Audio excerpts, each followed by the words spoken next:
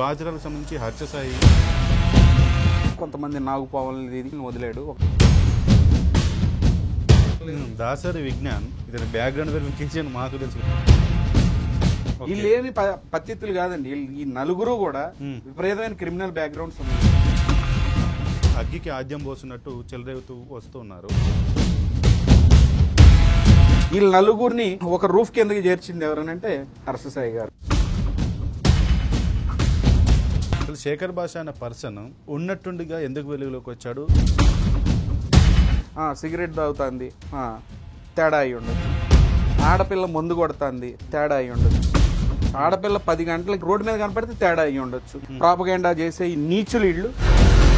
ఇంతకీ ఆ సోకాల్ నలుగురు వాళ్ళు ఎవరు? బాలా సంగతి చూస్తాను అంటున్నారు కదా, చూడండి, మీకు దమ్ముంటే చూడండి.